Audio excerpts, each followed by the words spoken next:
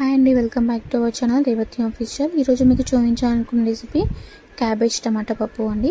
So అది ఎలా చేయాలి ఏంటి ప్రాసెస్ చూసే ముందు ఎవరైనా ఛానల్ని ఫస్ట్ టైం చూస్తున్నట్టయితే ఛానల్ని సబ్స్క్రైబ్ చేయండి, అలాగే వీడియో లైక్ చేయండి, షేర్ కూడా చేయండి. సో ఫుల్ వీడియో చూసేసి కామెంట్ కూడా చేయండి. సో క్యాబేజ్ పప్పు అంటున్నానండి, కొంచెం వెరైటీగా ఉంటుంది కదా. క్యాబేజ్ పప్పు ఎంతమంది టేస్ట్ చేస్తారో కామెంట్ కూడా చేయండి, ఎంతమందికి తెలుసు అని కూడా కామెంట్ చేసి చెప్పండి. సో నేనైతే వీడియోలోకి వెళ్ళిపోతున్నాను. నేను 250 grams ఉండేలా ఒక క్యాబేజ్ అయితే తీసుకున్నాను. సో అది తీసేసుకొని 2 partsగా డివైడ్ చేసుకొని 1 partగా ఉన్న క్యాబేజ్ తీసేసుకొని మొత్తం కట్ చేసుకోండి. చాలా సన్నగా కట్ చేసేసుకొని విడివిడి చేసేసానండి. పొడిగా చేసేసిన తర్వాత ఒక గిన్నె పెట్టేసుకొని అందులో వాటర్ యాడ్ చేసి వేడయ్యేంత వరకు పెట్టేసిన తర్వాత అందులో మనం కట్ చేసి పెట్టుకున్న క్యాబేజ్ అయితే యాడ్ చేసేసుకోవాలి. యాడ్ చేసేసుకొని స్టవ్ ఆఫ్ చేసి మూత పెట్టి ఒక 5 minutes వదిలేసేయాలి. ఎందుకు అంటే క్యాబేజ్లో ఉన్న ఏదైనా మనకు కనిపించని పురుగులు ఏమైనా ఉంటే అందులో వెళ్ళిపోతాయని చెప్పేసి అలా పెడతారు.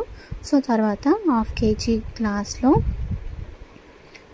పప్పు తీసుకొని కడిగి పక్కన పెట్టేసుకోవాలి. ఇలా 3 times కడుక్కోవాలండి, ఎందుకంటే మనము అది ఎలా ప్రిపేర్ చేస్తారో ఏంటి అనేది తెలియదు కదా. సో ఏది తీసుకున్నా కానీ మన సేఫ్టీ అండి, కడుక్కొని ఏదైనా కడిగే తినాలి. సో తర్వాత మనం పప్పు కడిగి పెట్టుకున్న తర్వాత అందులో మనం కట్ చేసి పెట్టుకున్న 2 tomatoes, అలాగే 1 onion, కరివేపాకు, పచ్చిమిర్చి ఇవి యాడ్ చేసుకోవాలి.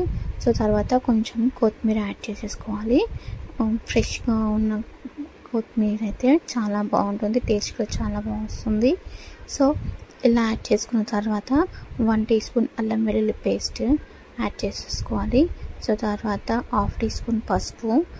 సో ఇవి ఎంత క్వాంటిటీ వేసుకుంటే అంత బాగుంటుందండి, చాలా టేస్టీగా కూడా వస్తుంది. సో కారం అయితే నేను 1 teaspoon వేసుకున్నాను. మీరైతే కారం ఎక్కువ తినే వాళ్ళైతే ఎక్కువ వేసుకోండి, చాలా తక్కువ తినే వాళ్ళంటే తక్కువ వేసుకోండి.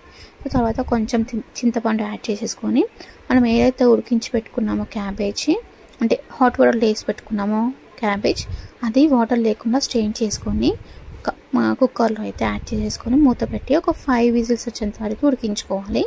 సో తర్వాత అది ఉడికిన తర్వాత అది రుద్దేసుకొని తాలింపు అయితే చేసేసుకోవాలి. సో తాలింపు కోసం తాలింపు గిన్నె పెట్టేసి ఆయిల్ వేసి జీలకర్ర, ఆవాలు, ఎండుమిర్చి, అలాగే కరివేపాకు, కొంచెం ఇంగువ వేసి తాలింపు వేసేసి వేడివేడి అన్నంలోకి సర్వ్ చేసుకుంటే చాలా బాగుంటుందండి. ట్రై చేయండి. Thanks for watching.